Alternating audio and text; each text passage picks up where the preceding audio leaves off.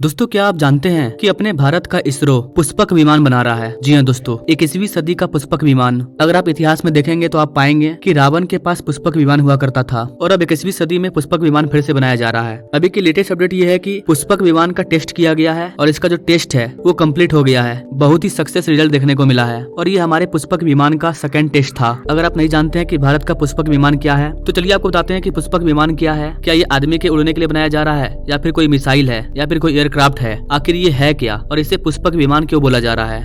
नमस्कार दोस्तों, मैं विकास और आप देख रहे हैं ऑल इंडिया अफेयर्स।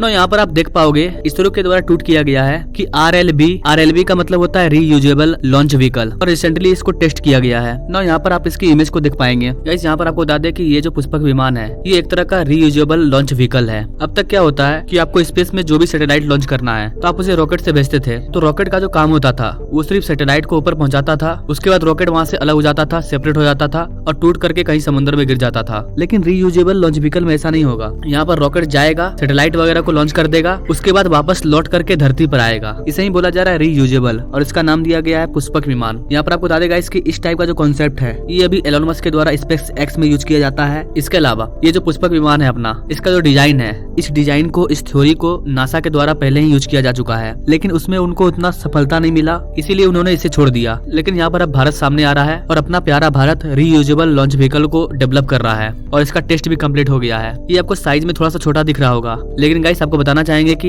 ये बस एक टेस्ट है। हमने बस एक छोटा मॉडल को टेस्ट किया है कि ये काम करता है या नहीं करता है, लेकिन ये पूरे प्रॉपर तरीके से काम कर रहा है। आप कह सकते हो कि इसरो के द्वारा एक छोटा सा एयरक्राफ्ट या छोटा सा हवाई जहाज बनाया गया है जो हवा में उड़ रहा है और फिर आकर के लैंड कर जा रहा है। आप देख सकते हो यहाँ पर ये कैसे लैंड कर रहा है। देखने में भी काफी डिफरेंट, काफी अलग, काफी बेहतरीन लग रहा है और ये हमारे लिए प्रोटोटाइप है। इसके डिजाइन को टेस्ट कर रहा है। यहाँ पर आप देख पाएंगे गाइस कि पुष्पक का जो टेस्ट है उसे किस तरह किया गया। इसे हेलीकॉप्टर के द्वारा कुछ ऊंचाई पर ले जाया गया, उसके बाद फिर इसे वहां से छोड़ दिया गया और इसके अंदर कोई ह्यूमन नहीं बैठा हुआ है। ये खुद से लैंड किया, पूरी तरह से ऑटोनोमस था। जो भी सेंसर वगैरह लगा है उससे ये वर्क किया। इसे किसी रिमोट से भी कंट्रोल नहीं किया गया है। ये सारा चीज खुद से हुआ है। जैसे रॉकेट होता है तो रॉकेट को हम छोड़ते हैं अंतरिक्ष में, तो रॉकेट जब उड़ जाता है तो उसे हम रिमोट से थोड़ी कंट्रोल करते हैं। जो भी चीज होता है उसके अंदर फिट होता है। एक बार जब हम चंद्रयान को लॉन्च कर दिए तो उससे हम किसी रिमोट के माध्यम से नहीं जुड़े होते हैं। वो अपना काम अपने से कर रहा है, बस हमें सिग्नल मिलता रहता है। तो कहने का मतलब है कि भारत एक तरह का स्पेस शटल को तैयार कर रहा है ना। हमारे पुष्पक रॉकेट का जो बूस्टर है उसको हम साइड में नहीं लगा रहे हैं। आप नासा के स्पेस शटल को देख सकते हैं, ये कुछ ऐसा दिखता था और इसका जो बूस्टर है ये साइड में लगा हुआ है। लेकिन भारत जो स्पेस शटल तैयार कर रहा है उसके बूस्टर को हम सीधा नीचे लगा रहे हैं। अगर बात करें कि भारत का जो पुष्पक है ये कब तक तैयार हो जाएगा, तो गाइस इसको लेकर के कोई प्रॉपर रिपोर्ट जारी नहीं किया गया है। इसमें थोड़ा सा टाइम लगेगा, लेकिन हाँ, इसकी तैयारी चल रही है, टेस्टिंग हो रही है और हमारे इसरो को सफलता मिली है कि हम ऐसा कुछ कर सकते हैं, रीयूजेबल लॉन्च व्हीकल को बना सकते हैं। तो गाइस हमारे इतिहास में जिस पुष्पक की चर्चा हुआ करती थी वो पुष्पक अब रियल में उड़ने वाला है और उसे कोई विदेशी देश नहीं बल्कि अपना भारत खुद बना रहा है। तो गाइस आप अपने भारत के पुष्पक के बारे में क्या कहना चाहेंगे? आपको क्या लगता है